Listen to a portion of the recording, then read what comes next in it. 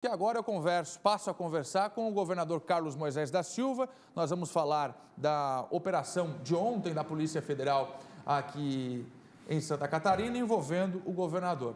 Vou passar aqui, governador, rapidinho para que eu possa também me acomodar. Desde já agradecendo a presença do senhor aqui nos estúdios do SBT Meio-Dia, para a gente repercutir tudo o que aconteceu ontem. Infelizmente, Santa Catarina, infelizmente, em nome de cidadão, eu falo, Santa Catarina foi destaque no cenário nacional, com algo que a gente não esperava, mas que é importante, o senhor mesmo já me falou sobre isso, o trabalho de investigação da polícia. Antes de eu trazer a primeira pergunta aqui, já tenho a confirmação, também participa comigo aqui Cláudio Prisco Paraíso, que hoje, de casa, vai interagir com a gente aqui nessa entrevista. Governador, 6 horas da manhã, a Polícia Federal esteve na residência oficial do governo do estado, cumprindo o mandado de busca e apreensão contra o senhor, levou de lá, como a gente já sabe, um notebook, um computador, um celular, e a gente tem aqui uma declaração do ministro Benedito Gonçalves, no momento em que autorizou esse trabalho da Polícia Federal, e ele assim escreveu: vislumbra-se a hipótese criminal de que uma organização criminosa, na qual agentes públicos do estado de Santa Catarina, dentre eles o governador Carlos Moisés, atuaram de maneira a favorecer um grupo particular no processo de compra de 200 respiradores, o prejuízo a gente já conhece, 33 milhões de reais. E ele continua: embora não tenha participado formalmente do processo de compra dos respiradores, não só tinha conhecimento da negociação, como teria determinado o pagamento antecipado dos respiradores. Mais uma vez, o ministro Benedito Gonçalves fazendo essa citação em relação ao senhor. Ele embasou-se num áudio de Davis de Oliveira Guimarães, que foi trazido durante as investigações, já aqui em Santa Catarina. Davis, um agente público, está sendo investigado. Áudio que ele teria trocado com Samuel Rodovalho, um empresário ligado à Vegamed, e nesse áudio, Davis diz o seguinte: o governador, abre aspas, já tinha liberado o processo de aquisição e já tinha mandado para a Secretaria da Fazenda para solicitar os dados de conta para o depósito. Embora Davis de Oliveira Guimarães, também está nos autos, tenha trazido depois a informação de que sequer conhece Santa Catarina, o ministro Benedito Gonçalves usou este áudio para levar a Polícia Federal até a casa do senhor e para começar esse processo de investigação. Afinal de contas, governador, o senhor sabia ou não sabia dessa compra dos respiradores? E quem é Davis de Oliveira Gonçalves, governador? Bom dia. Bom dia a você, ao Prisco, a todos que nos assistem aí de casa. Veja, esse é o motivo pelo qual eu estou aqui agora, não é? Para conversar com você, conversar com os catarinenses. Nós percebemos a fragilidade dessa investigação, a fragilidade de alguém que sequer conhece o governador, sequer conhece Santa Catarina, acha que Balneário Camboriú talvez seja uma cidade de Santa Catarina, segundo as investigações do GAECO levantaram, nos próprios depoimentos, que não vêm a essa peça que subiu ao STJ. Acho que era muito importante ter essa fala, inclusive, dessa pessoa desdizendo o que disse. Além dele desmentir isso daí, é uma pessoa que não nos conhece, não tem relação com ninguém em Santa Catarina, segundo o que ele já afirmou. E mais, essa alegação é cabida a quem alega de fato, ou seja, não há nenhuma prova contra o governador, não há nenhuma outra coisa que é muito importante, quando você lia, eu observava, não é assim que funciona. O governador não manda pagar, o governador não manda abrir conta, o processo é absolutamente distinto. Quem conhece a Secretaria da Fazenda por dentro, quem conhece o processo de compras do Estado, sabe que não funciona assim. O governador não compra, não faz compra, não intermedia compras, e se faz erroneamente, não deveria fazê-lo. Portanto, vejo uma fragilidade. Por que me trouxe hoje aqui também para falar sobre isso, abertamente, com os catarinenses? A partir de uma informação de terceiro, que pode falar mal de você, pode falar mal do Prisco, que está em casa agora, você então passa a ser um investigado e indiciado como se de fato tivesse algum comprometimento. Aliás, descabida, né, a ação, eu entendo que desnecessária, porque há 2 meses, no dia 1º de julho, nós peticionamos nesse processo que subiu ao STJ, de forma parcial, né, encaminhado aqui de Santa Catarina pelo Ministério Público de Santa Catarina, sem o conteúdo total para esclarecimento do senhor ministro Benedito. Nós peticionamos dizendo o seguinte: está à disposição, ministro, laptops, declarações de imposto de renda, documentos, tudo, telefones pessoais, meu, da minha família, de todos, quem quer que seja, para esclarecimento desses fatos. E 2 meses depois, a Polícia Federal, então, entra na casa oficial do governador, perguntando o que era meu, o que não era meu, e eu fui dizendo para eles seletivamente o que era meu e o que não era meu. Esse telefone é meu, esse não é meu. Levaram o meu telefone, muito menos do que eu ofertei tudo há 2 meses. Tão logo se criou essa crise, eu ofertei tudo à polícia e ao Poder Judiciário. Então, eu vejo desnecessário, né, injustificada, desnecessária, e vejo a fragilidade que nós temos, para mim, uma afronta ao Poder Executivo, uma afronta à democracia, uma afronta até mesmo porque começa a se conectar isso com os processos de impeachment que você sabe que estão abertos contra o governo, não é contra o governador. Se tenta tirar governador e vice para substituir o governo de Santa Catarina. Prisco? Boa tarde, governador. Eu gostaria de saber o seguinte: tanto o ministro do STJ, relator, como também, no seu despacho, como também a subprocuradora da República, na sua manifestação, falam claramente em indícios fortes de envolvimento do governador de Santa Catarina. Gostaria que o senhor falasse sobre isso e também sobre o aspecto dessa visita ao Palácio Residencial, centro administrativo, algo inédito na história de Santa Catarina e que envergonha nosso Estado no plano nacional. Perfeito, eu vou começar pelo fim, então, Prisco. Algo inédito realmente no Estado de Santa Catarina. Uma das questões que são inéditas no Estado de Santa Catarina é um governo reto, íntegro, que acabou com a farra no governo do Estado, acabou com os contratos que iam contra o interesse público. Nós temos mais de 400 milhões de contratos que nós revisamos, vários contratos que hoje são investigados. Eu via o Fernando agora há pouco falando da abertura do sigilo da Operação Alcatraz. Ele vai trazer contratos ali que são investigados, dependendo do grau de sigilo que for aberto, que são contratos que nós, do nosso governo, substituímos no governo do Estado, porque eram absolutamente lesivos ao interesse público. Um deles é o da telefonia, vocês sabem, nós pagávamos R$980 mil por mês, estamos pagando R$250 mil por mês. Outros contratos de terceirizados do sistema prisional, inclusive, que dá o nome a essa Operação Alcatraz, porque foi desvio de recurso público dentro do sistema prisional catarinense, que nós trocamos 1 a 1. Vai ser mais de 100 milhões de economia este ano com a revisão dos contratos, e só esse da Alcatraz dá mais de 50 milhões. Então, isso é algo inédito em Santa Catarina, e por isso que, a partir desse ineditismo de um governo que teve uma aprovação de contas a melhor da última década, pelo Tribunal de Contas, por unanimidade, com o menor número de ressalvas, um governo que tirou o Estado de Santa Catarina de 1,2 bilhão de déficit, quando eu recebi em dezembro de 2018, e entreguei em dezembro de 2019 com 161 milhões de superávit, um governo que entrou em pandemia, algo inédito em Santa Catarina, com 750 milhões da dívida da saúde e pagou a dívida da saúde. É óbvio que tem que ter ineditismo no nosso governo. Agora, governador, com relação aos indícios manifestados pelo ministro e pela subprocuradora. Eu acredito que as informações que chegaram ao STJ não são fidedignas. E é por isso que a nossa defesa trabalha para o esclarecimento dos fatos e por isso que nós pedimos celeridade a este processo. Logo, logo o catarinense vai saber o que está por trás dessas informações não consistentes que foram encaminhadas ao STJ. Bom, o que a gente tem até agora... Pois não, Prisco, pois não, pode continuar. É só para complementar, o governador ali havia falado que essa situação da busca e apreensão poderia provocar reflexos na Assembleia no contexto dos pedidos de impeachment, especialmente aquele que deverá oferecer um posicionamento definitivo no próximo dia 16. Eu lhe pergunto, foi uma pá de cal nas poucas pretensões que o senhor ainda tinha de se salvar do afastamento, não foi? Pelo contrário, eu acredito que nós teremos ali um tribunal que ele é técnico.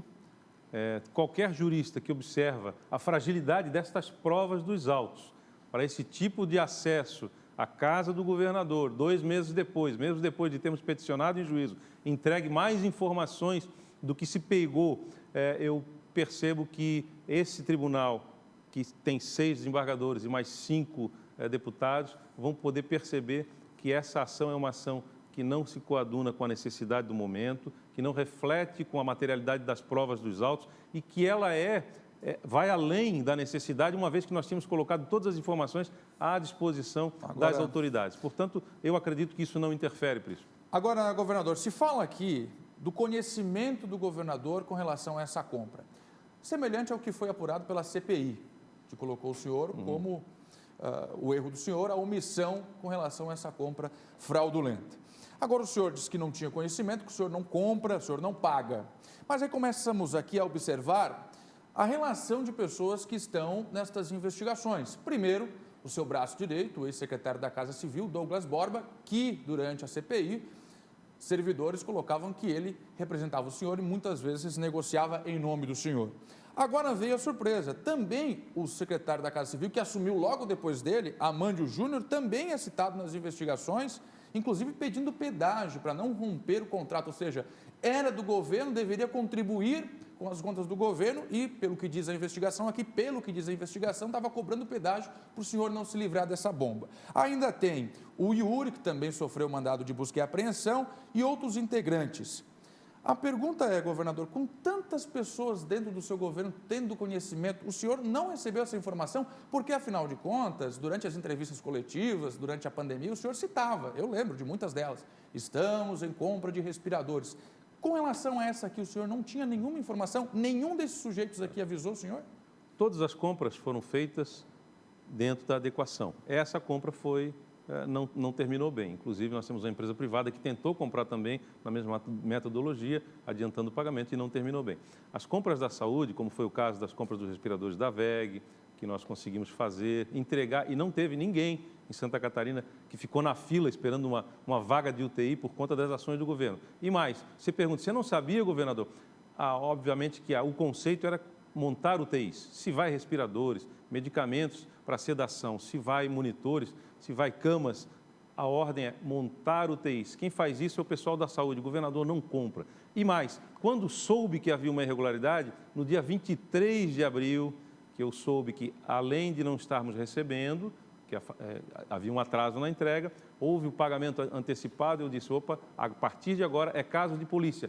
Foi o governador do estado, não foi o Ministério Público, não foi qualquer outro órgão de controle que determinou inicialmente, chame a polícia, chame a Interpol, vamos seguir esse dinheiro e imediatamente conseguimos recuperar 13.754.000 reais. Os outros 19 milhões que estão por vir, dia 6 de outubro, no mesmo processo judicial, o juízo já determinou, deu prazo para que as empresas envolvidas digam aonde está o dinheiro, se no exterior, se há possibilidade de repatriar, para onde foi. Vamos aguardar as investigações e também as ações judiciais que foram propostas pelo governo do estado. Eu chamei a Procuradoria-Geral do Estado, chamei a Polícia Civil e também chamei a própria Fazenda, que identificamos movimentação financeira dessas empresas envolvidas. Como o senhor ficou sabendo? Foi com a notícia da Intercept? Não.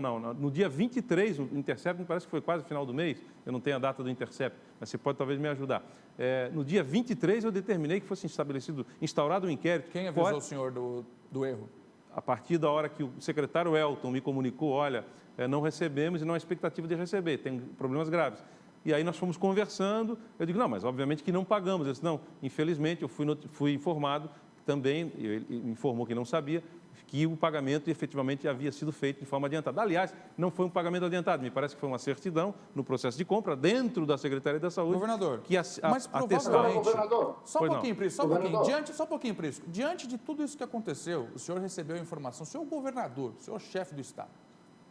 Perfeito. O senhor, com certeza, deve ter ido atrás dessa informação, chamado um por um e falou quem foi que pagou, quem mandou pagar. Qual foi a resposta? O que o senhor sabe que ainda ninguém teve informação? Veja bem, o papel do governador é determinar que o órgão, as corregedorias, a Controladoria do Estado, o próprio secretário, eu determinei ao secretário que instaurasse duas sindicâncias, uma especificamente da compra do respirador, secretário de Saúde, e uma segunda que instaurasse a sindicância sobre todas as compras. Chamei a Polícia Civil. Tão logo o governador do Estado, que tem 100, 1 milhão de atribuições, tão logo soube de um dos problemas da saúde. Nós temos vários problemas, relacionamentos com os hospitais, convênios, etc. Quando eu soube do problema, eu determinei que se tomasse a medida necessária. Então, ninguém se explicou para o senhor. Aí, a partir daí, são os órgãos de investigação. A partir da Polícia Civil instaurar um inquérito, esse inquérito integrou as investigações do GAECO e as investigações prosseguem até hoje. E hoje está no STJ, como você bem sabe. Mas, governador, nós estamos falando de uma compra de 33 milhões de reais. Não é uma compra qualquer, em período de pandemia, com dispensa de licitação, sem garantias, pago o valor antecipadamente Quer dizer, o governador do estado, numa situação dessa, ainda mais numa compra superfaturada, o governador tem que estar ao par. Sob pena de estar sendo relapso na sua atuação, não lhe parece? Não, tão logo eu tomei conhecimento, eu não fui relapso. Até então nós não tínhamos a informação, ela nos surpreendeu a todos por isso. Surpreendeu a todos quando o detalhe, quando você fala por dispensa de licitação, todas as compras em pandemia foram feitas por dispensa de licitação, inclusive as dos respiradores da VEG, da Catarinense, aqui do nosso lado. Foi por dispensa de licitação, porque nós não tínhamos como cotar isso no mercado de forma tranquila, porque você sabe o que estava acontecendo em pandemia. O que houve foi um aproveitamento dessa fragilidade para talvez algum oportunista, né, querer ganhar dinheiro sobre isso, e essas pessoas é que têm que ser responsabilizadas. É isso que as investigações têm que mostrar, e não ilação de alguém que cita um governador e nem diz qual governador de qual estado ele está falando, cita, e aí a partir daí começa a se investigar o governador. Ótimo que se investigue, como bem colocou o Fernando, para que se esclareça os fatos, para que não se diga o seguinte, olha, o governador foi poupado, não foi investigado, não. Nós queremos o esclarecimento dos fatos, a nós interessa o esclarecimento ao povo de Santa Catarina. Mas, veja, para isso existem os órgãos de controle, para isso existem as estruturas do governo do Estado e fora do Estado, para fazer as apurações e trazer outra coisa. Não é uma degola, é trazer os verdadeiros responsáveis. Porque quando a gente trabalha com comoção, querendo que se tome medidas imediatas, a gente pode cometer muitas irregularidades e muitas injustiças. O que nós fizemos imediatamente foi afastar, assim logo que as investigações apareceram, os secretários envolvidos para que eles pudessem ter a condição de fazer a sua defesa, enfim, e que o Estado pudesse tocar o seu serviço. Então, aliás, nós estávamos em meia pandemia e fomos considerados agora o Estado com a melhor gestão da crise do enfrentamento ao coronavírus do Brasil, assim como fomos considerados também na semana retrasada a melhor administração pública do Brasil. Veja, Prisco, nunca antes na história de Santa Catarina, usando as suas palavras, aconteceu isso. O CLP, que dá o ranking da administração da gestão pública, ele diz que Santa Catarina é a melhor gestão pública do Brasil. Em 2019 nós estávamos um pouquinho atrás, subimos chegamos a 100 pontos e somos considerados o melhor estado em termos de gestão. A gestão, governador Moisés, vice-governadora Daniela. Então você acredita que não vai resbalar no seu processo de impeachment o que aconteceu ontem? E mais, há 3 semanas fomos considerados o estado que mais entrega serviços digitais ao cidadão. Eu acredito que isso não deve influenciar na votação de processo de impeachment. Poderia fazer mais uma pergunta, Fernando? Estamos com tempo, Jéssica? Mais uma, por favor, Prisco, vamos lá. Só mais uma. A renúncia já passou pela sua cabeça, governador Carlos Moisés? Eu tenho respeito ao voto popular, Prisco. O respeito ao voto popular é fundamental. Eu nunca fui político na minha vida e quando eu me voluntariei a ser um candidato, 71,9% dos eleitores catarinenses disseram o seguinte, eu acredito naquele homem que está ali. E assim fiz, honrei, somos a melhor gestão pública do Brasil, mais transparente, e as pessoas estão querendo aproveitar um momento de fragilidade, um momento de pandemia, para fazer disso um palanque político, para retirar um governo que quebrou com os esquemas do crime organizado dentro do estado de Santa Catarina, não só no Poder Executivo, e que vai ser mostrado brevemente. Crime organizado, pelas governador? Operações, claro. Toda vez que as pessoas cooptam parceiros, seja da iniciativa privada, seja do poder público, para burlar licitações, para fazerem qualquer coisa irregular, e em desvantagem ao interesse público, ao conforto das pessoas, à vontade popular, isso é organização criminosa. E essas organizações criminosas vão ser desvendadas e, em breve, a história de Santa Catarina vai relatar, dando nome das pessoas, o que está acontecendo no nosso estado, Prisco. E você sabe muito bem, eu vejo bem na sua fala que Santa Catarina, né, não há santo, né, na questão política do nosso estado. Havia muito mau costume, muita gente se locupletando e nós cortamos isso, muita gente ganhando dinheiro com o serviço público e hoje nós conseguimos fazer obras com recurso próprio. Muito bem, muito bem. Prisco, muito obrigado. Agora, daqui a pouco você volta. Fernando, só mais uma questão. Rapidamente, só mais uma questão que eu julgo importante. Uma vez afastados o governador e a vice e depois cassados, isso ocorrendo em 2021, são os 40 deputados em eleição indireta que vão escolher um novo governo. Isso é absolutamente incomum também, nunca na história de Santa Catarina se propôs isso. Há muitas coisas por serem esclarecidas, inclusive através da Justiça. Nós acreditamos na Justiça, nós temos ações no STF, no Supremo Tribunal Federal, aqui no Tribunal de Justiça. Nós acreditamos na sensibilidade das pessoas, de que de fato é uma virada de mesa, de que de fato a eleição indireta que se propõe com pessoas de dubiedade moral na linha sucessória, estão querendo, na verdade, tomar um governo, tirar um governador e uma vice, seletivamente filtrando o processo de impeachment que envolve os dois, governador e vice, sem justa causa, nem da vice-governadora, sem motivo para a vice-governadora e nem para o governador estar. Então, nós não acreditamos que isso venha a acontecer em Santa Catarina, seria uma mácula e também um precedente muito forte para o Brasil, para a democracia catarinense, para a jovem democracia brasileira, para os mais de 5 mil prefeitos brasileiros que vão ficar nas mãos dos seus vereadores se não tiver maioria nas suas câmaras. Governador, muito obrigado pela sua participação aqui, por responder os nossos questionamentos e voltamos a conversar. A gente está sempre à disposição para estar com vocês aqui. Quero agradecer a transparência que vocês têm dado a esse caso, especialmente a você, Prisco. Muito obrigado. Governador Carlos Moisés da Silva, com a gente aqui no SBT Meio-Dia.